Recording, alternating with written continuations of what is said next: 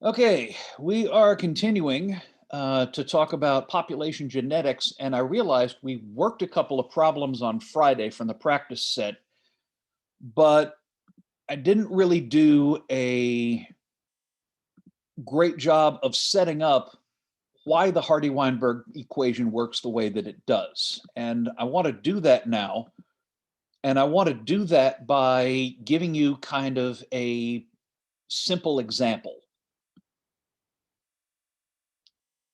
All right, this is the ocean. Okay, you can tell because it's, like blue and all that. And I don't know, just so we know it's the ocean, here's there's a sailboat and there's a guy on the sailboat and I don't know, we can put a little mermaid figurehead or something like that. That looks really terrible. Sorry, that was my, yeah, biology professor, not art professor, right? Okay, so there's the ocean. And here is the bottom of the ocean. This little rocky bottom right there. Oh, and here's the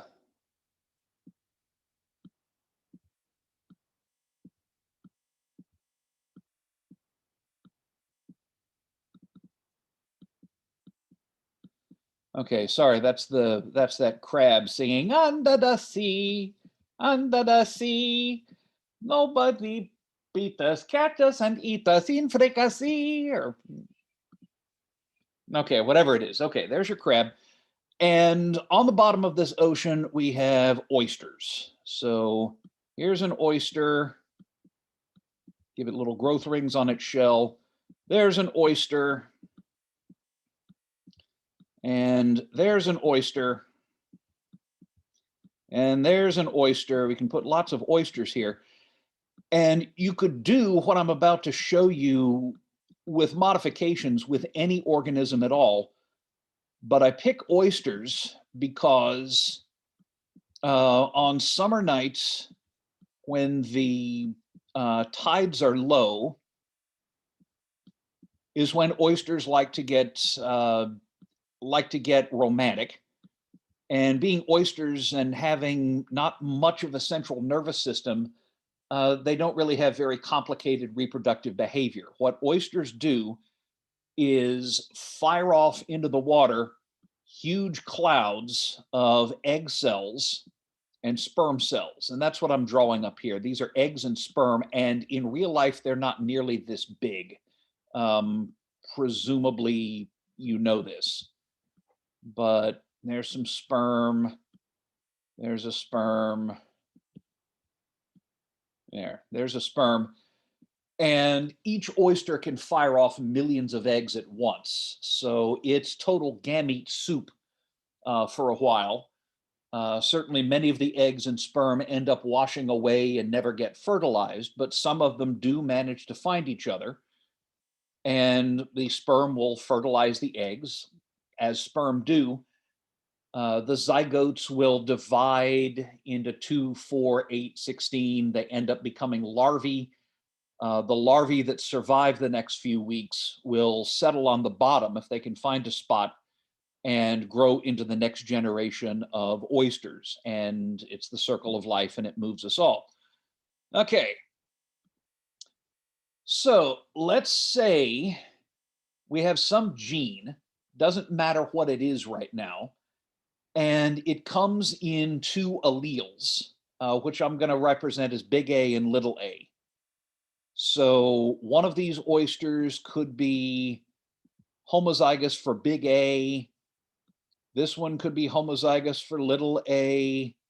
This one could be a heterozygote. This one can be homozygous for little a. This one can be homozygous for big A, and so on. It doesn't really matter. What matters is we've got a mixture of both homozygotes and heterozygotes in our oyster population.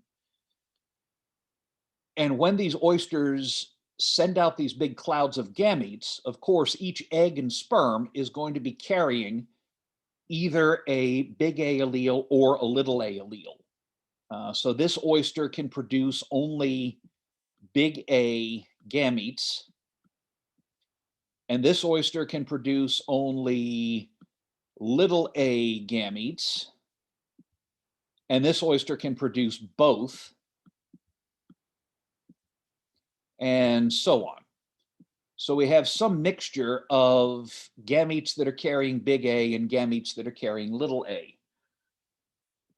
What we now have to do is drag in some basic probability theory.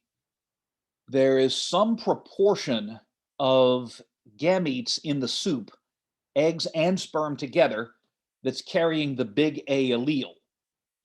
And remember that we can define this as the letter P, and that's equal to the frequency of the big A allele. It's also equal to the probability that if you reach in and you pull out a gamete at random, it's going to have the big A allele on it, right? Frequency is the same as probability, and it's the same reasoning where, if you have 7 red marbles and 3 white marbles, 0.3 is the fraction of marbles that are white. 0.3 is also the probability that if you reach into this jar of marbles blindfolded, you'll pull out a white one. Okay, theoretically, you're all supposed to have had statistical methods 1, but I think this I had back in grade school. Very basic probability here. And then Q, of course, is the frequency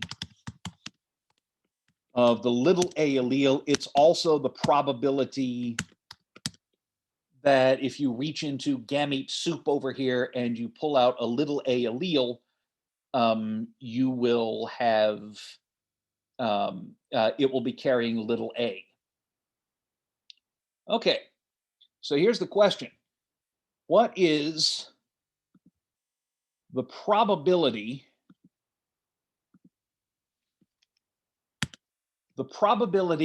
that I have these eggs and sperm pair up? What's the probability that one of the pairings is going to have 2 capital A alleles? So what's the probability that if I pull out an egg at random and a sperm at random, they'll both be big A? Well, if I reach into the pool of eggs, if I reach in and I pull out an egg, the probability that it has big A is going to be equal to P, right? If I reach into the sperm, the probability that any given sperm is going to have big A is also equal to P. By the way, we're making assumption that the pool of eggs and the pool of sperm have the same frequencies of alleles.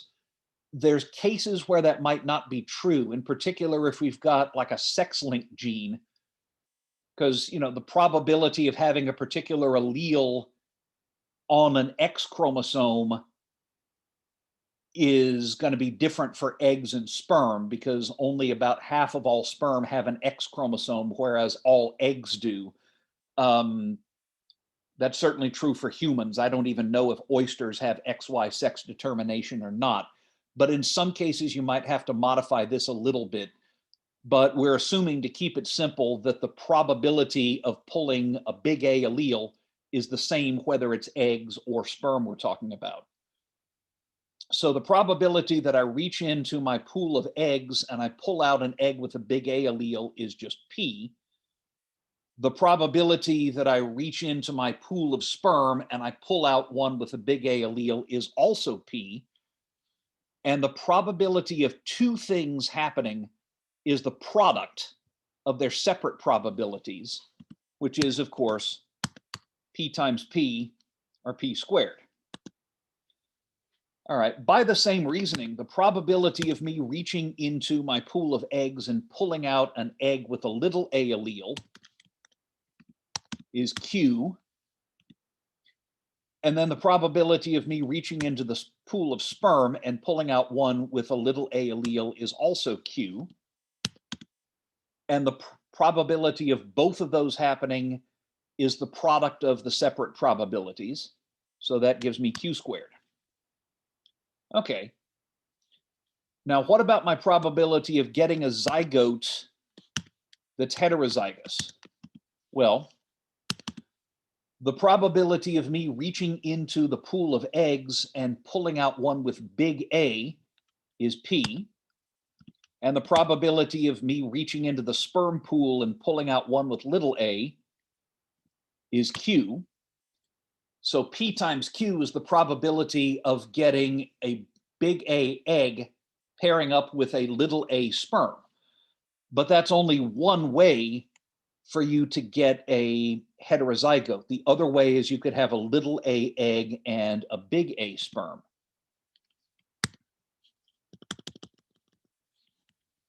So PQ is the probability of me getting a big A egg and a little a sperm. The probability of me getting a little a egg and a big A sperm is Q. That's the probability of pulling out a little a egg times P, which is the probability of pulling out a big A sperm. And of course, that's the same. P times Q is equal to Q times P. And the probability of one thing or a second thing happening is the sum of the probabilities. So the probability of X and Y is the product of the probability of X and the probability of Y. The probability of X or Y is the sum of the probability of event X and the probability of event Y. So this is just the probability of me getting a big A egg and a little a sperm, or a little a egg and a big A sperm. And of course, it's just equal to 2PQ. So there we go. That's why this works. It takes more involved algebra, but it's, and I usually skip it, but it's not that hard to derive this for organisms that don't just fire off eggs and sperm into the water. You can do it if you're talking about organisms that mate in a slightly more familiar fashion. And it's possible to show that these relationships are not only hold true in this generation, they're not going to change from one generation to the next.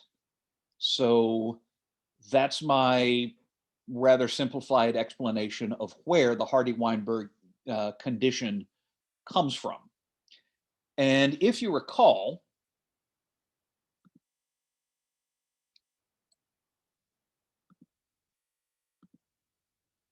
okay, let me see if everybody can see that. I'm going back to the practice problem sheet, and we're going to work problem 3, which I'm scrolling for. If you recall, Hardy-Weinberg gives you a null hypothesis, because if a population is in Hardy-Weinberg, the frequency of its alleles and the frequency of its genotypes will be related to each other in the way that we've just described. If we test for that relationship and we don't find it, it means the population is not in Hardy-Weinberg equilibrium, and that means something interesting is going on. A population in Hardy-Weinberg equilibrium has to be large. There can't be migration in or out. There can't be mutation, or at least not much mutation. You can't have natural selection going on, and you can't have non-random mating. If your population is not in Hardy-Weinberg, that means something interesting is happening. That means one of those conditions is being violated, and now you're in position to talk about what that condition might be that's being violated. Okay, so problem 3 in your problem set, I'm just trying to fiddle with the size so it's maximally visible. is about a biologist who raised a copepod. That's a little marine crustacean, very abundant in the plankton, swimming, getting eaten by fish. So he has these tanks of a copepod called Tisbe reticulata. And it turns out Tisbe reticulata has one gene with two alleles. Bye, sweetie. Have a good time. All right. Okay. Yeah.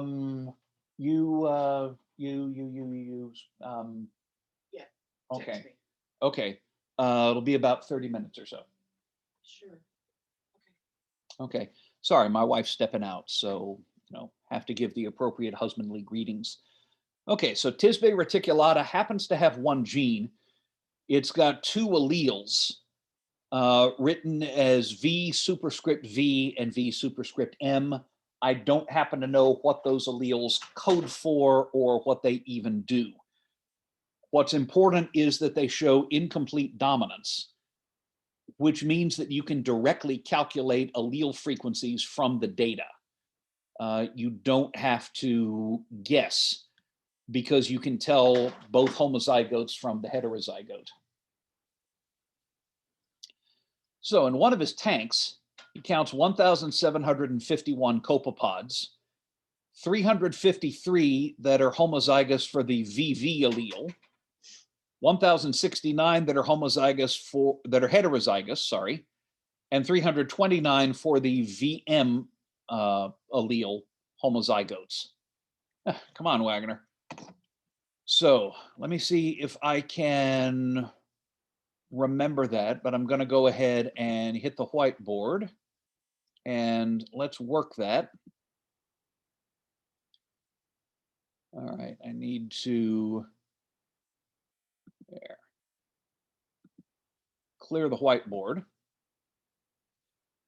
And let's see. So we have these copepods and we have 353 copepods that are homozygous for the VV allele, 1,069 that are heterozygous, and let me get the number right, 329. Love you too, sweetie. Have a good day. 329 that are homozygous for the VM allele. So that's what we've got. Okay, good. I am sharing the whiteboard. I was checking to see I've got the text set up. Okay. So the question is our population in Hardy-Weinberg equilibrium? Well, actually, the question says, show me why it's not. But we do that by testing to see whether it is. So how do we do that? Well, first we calculate the frequency of the V allele. And the V allele, the frequency is, okay, we have 353 copepods, each of which has two copies of the V allele. Plus, we have 1,069 copepods, each of which has one copy of the allele. So that is the number of V alleles in the whole population, 353 times 2 plus 1,069 times 1. To get the allele frequency, we've got to divide that by the total number of alleles in the population. And the total number of alleles in the population is 1,751 times 2, right? We have a total of 1,751 copepods, each of which has two alleles.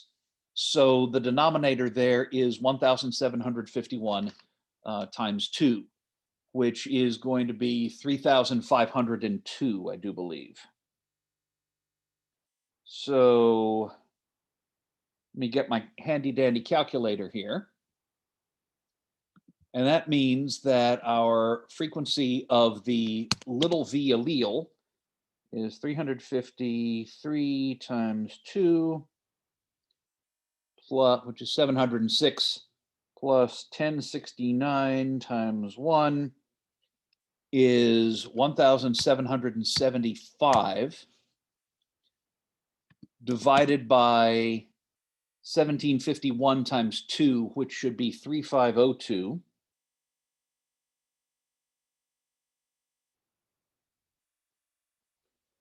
Okay, and okay. Okay, 1775 divided by 3502 equals 0.507 is what I get. Check me. You didn't see it, but I made a calculating mistake because I input a bunch of numbers and forgot to account for the order of operations.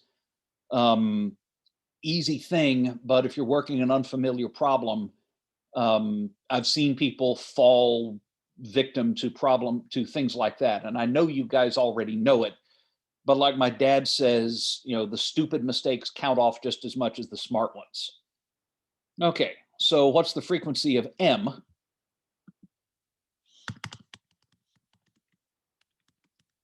Well, the easy way to do it is subtract 0.507 from 1, because P plus Q, the frequencies of the two alleles, have to add up to 1. So the easy way to do it is to call it 1 minus 0.507, and that's 0.493.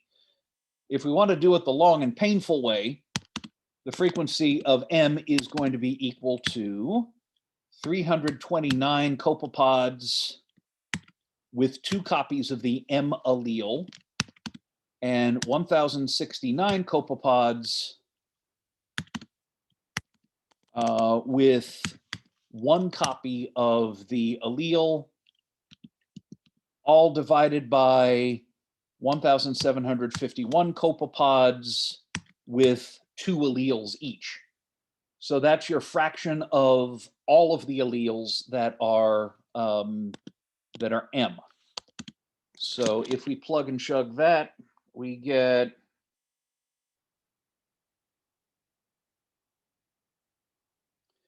329 times 2, 9 times 2 plus 1069. That's 1727 divided by 3502. And that, of course, is equal to 1727 divided by 3502. And that is, as predicted, 0.493. Okay, check. These two should add up to 1, and in fact, they do. So we can call this number P if we want to, and we can call this number Q if we want to. Okie doke. All right, Q, and mind our P's and Q's, as it were. Okay, great. How do we test whether the population's in Hardy-Weinberg? Well, we can actually set up an observe versus expected table. What do we observe? Let's go here.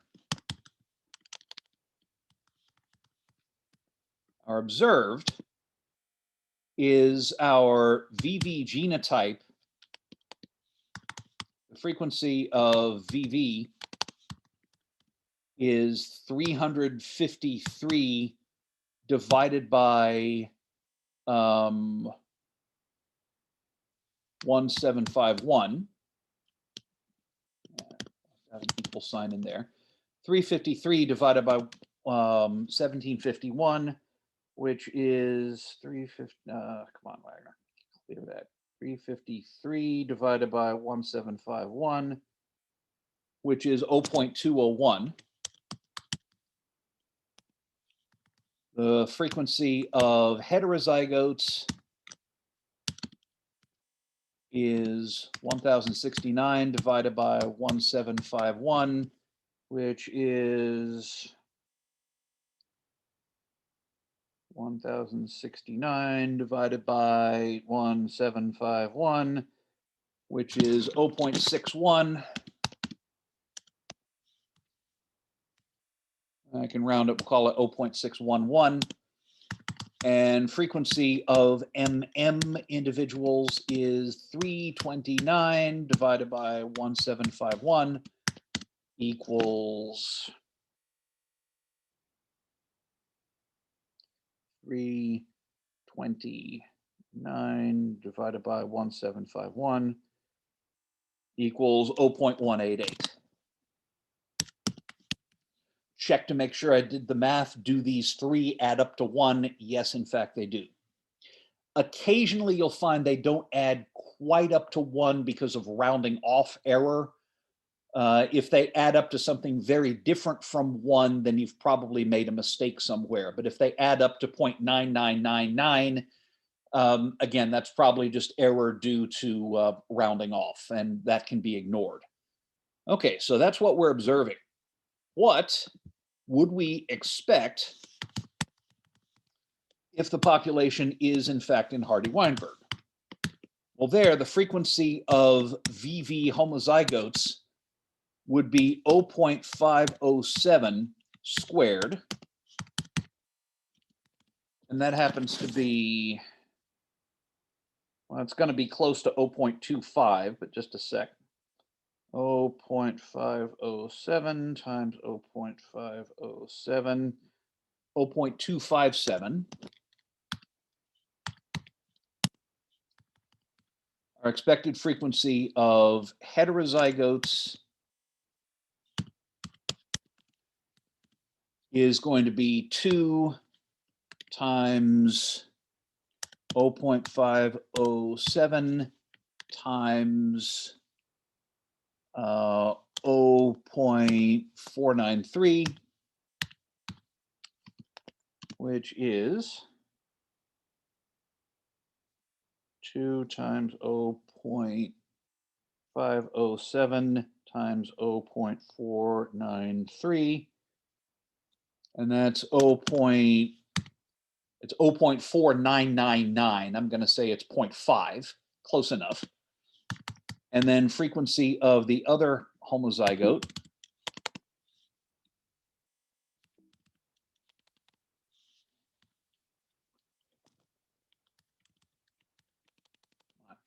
open parenthesis MM close is 0.493 times 0.493, and that is that's basically going to be 0.243, but let's just check.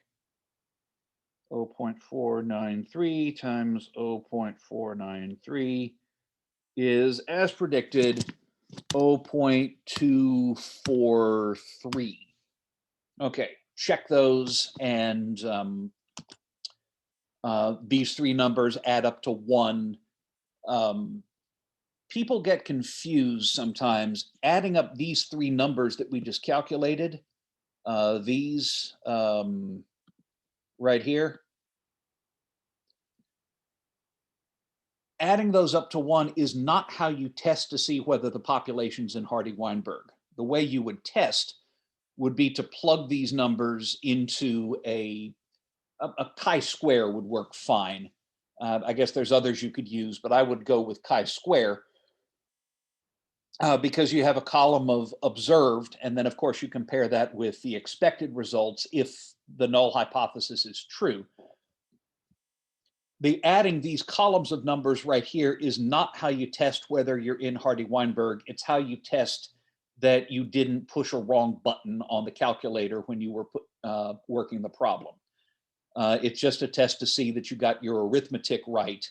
All of these frequencies should add up to 1, or if they add up to 0.999, then that's round off error. But if they're far away from 1, you did something wrong. So that's just a check that you did the arithmetic right. The true test of whether you're in Hardy-Weinberg would be to plug these into, like a there chi-square test. I usually don't make students do that. I probably should. You are going to have to do it in the lab that you're going to do either this Tuesday or this Thursday, depending on how the weather looks. I am going to have you do a chi-square on a lab report. And that's the way that's the iron test of whether you're in it or not. In this case, I worked it out and we're not in Hardy-Weinberg equilibrium. And I asked the question, why? Specifically, well, let's go down the list. Is the population large? I'll get later as to exactly what I mean by large, but well over 1,000 is pretty large. This is not like 20 or something like that. It's not like the poor Florida Panthers or something like that. It's a big population.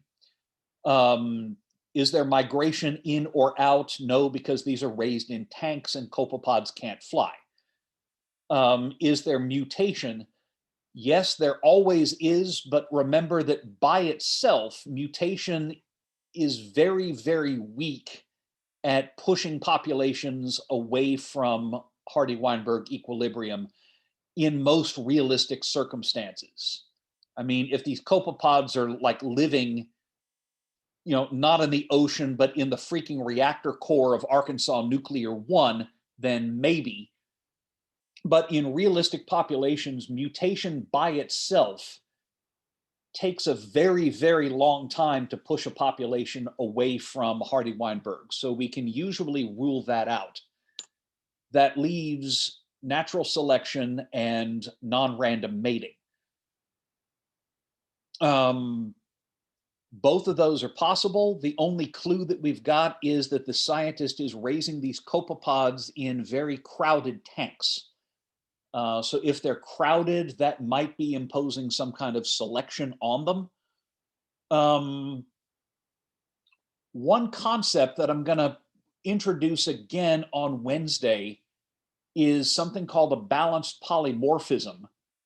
And that is a case where you have, if you have selection favoring a heterozygote and acting against both homozygotes, that means that both alleles can be kept at a population at an optimum level that is not necessarily where Hardy-Weinberg equilibrium is. You can have two alleles that are stable and stay at the same levels in a population, not because the population's in Hardy-Weinberg, but because you have selection against both homozygotes and favoring the heterozygote.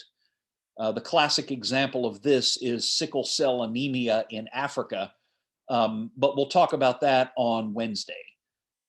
But it's possible that we have something like this here. Maybe in crowded tanks, the individuals that are likeliest to survive and likeliest to be able to reproduce are the heterozygotes. That can happen. So maybe that's going on. We'll talk about this in more detail towards the end here, but another possibility is the signature of a population that is inbred is the frequency of heterozygotes is lower than Hardy-Weinberg would predict. Here we have the opposite. The frequency of heterozygotes is higher than what Hardy-Weinberg would predict.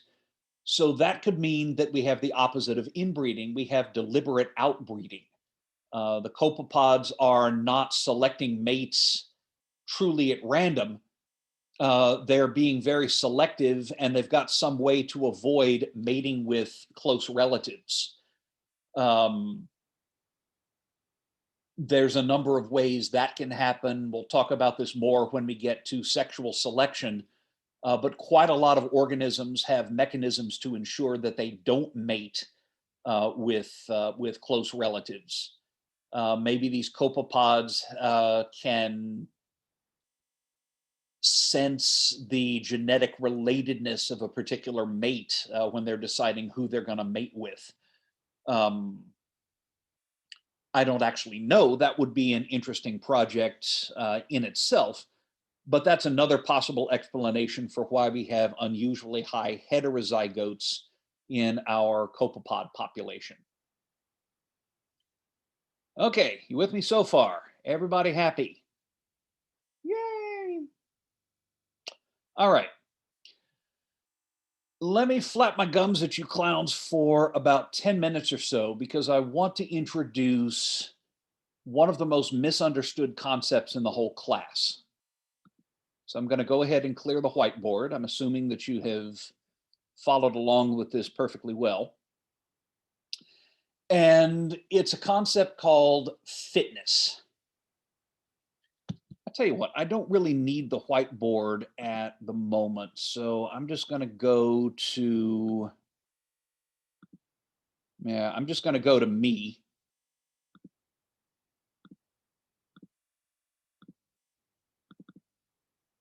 There's me.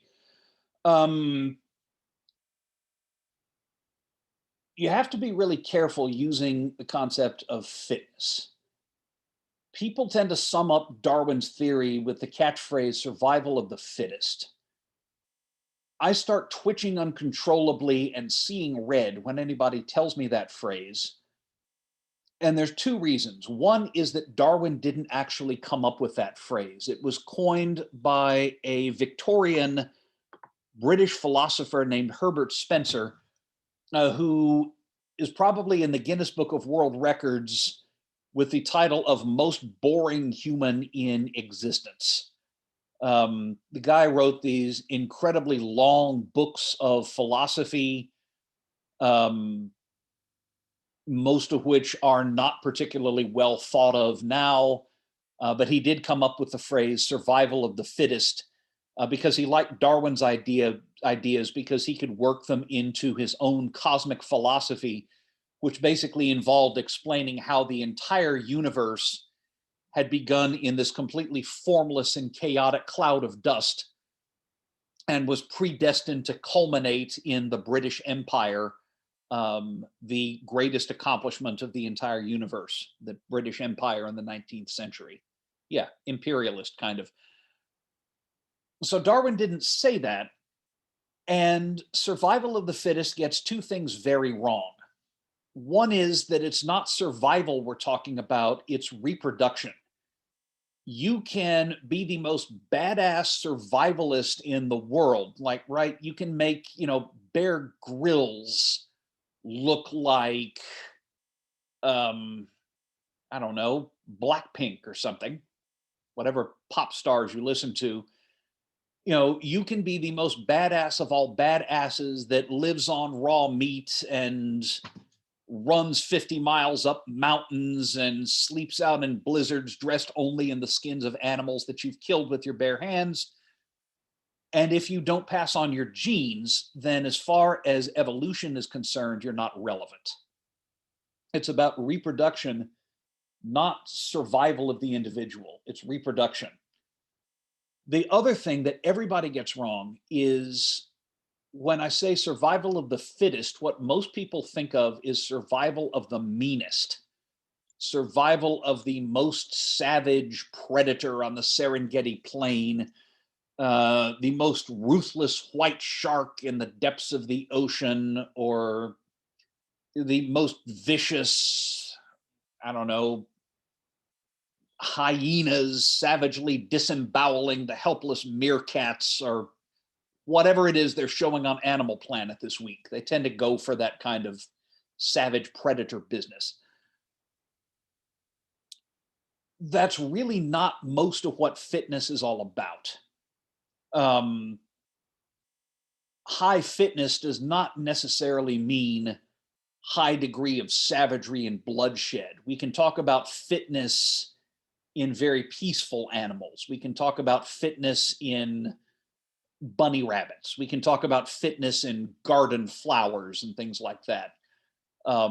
we don't necessarily mean anything violent. I mean, we can, there's a reason why nature is called a mother. Nature certainly can be read in tooth and claw, as the poet Alfred Lord Tennyson said, but that's not necessarily what we're talking about. The third reason I don't like the phrase survival of the fittest is the criticism that it is what we call a tautology, meaning a statement that's true because the subject is exactly the same as the predicate and you're not adding any new information. The argument goes that survival of the fittest really doesn't tell you anything because the fittest are, by definition, the ones that survive. So for survival of the fittest just means survival of the survivors. And that doesn't tell you anything, right? You're not adding anything new. The way I think of fitness is to think of it as being like your car insurance. Okay, we all have to buy car insurance. We all have to pay for it. And we all pay different things for our car insurance, and that's ultimately based on your driving record, right? If you are male, 17, have 7 speeding tickets and on your record, and you're driving a turbocharged red Corvette, you are going to pay a higher premium than if you are a 45-year-old driver with no accidents, excellent safety record, driving a very boring minivan that can't get over 65 in the first place, right? Okay, everyone sees why that's fair. How does the insurance company know how to calculate that? Well, the insurance company cannot foresee the future. This is not that Philip K. Dick story that was made into a movie where they have these telepathic triplets that can foresee crimes before they happen. Minority Report. This is not Minority Report. They cannot foretell that you're going to have an accident. If they could charge you a very low premium and then wait until 15 minutes before you have the accident and shoot the premium up to 10 million billion jillion dollars right before the accident happens, and they'd make an awful lot of money. But they can't do that, and it's probably just as well. They cannot predict the future. It is possible that our 17-year-old with 7 speeding tickets and a souped-up red Corvette will actually decide, hey, I need to be more careful and never have another accident in his life.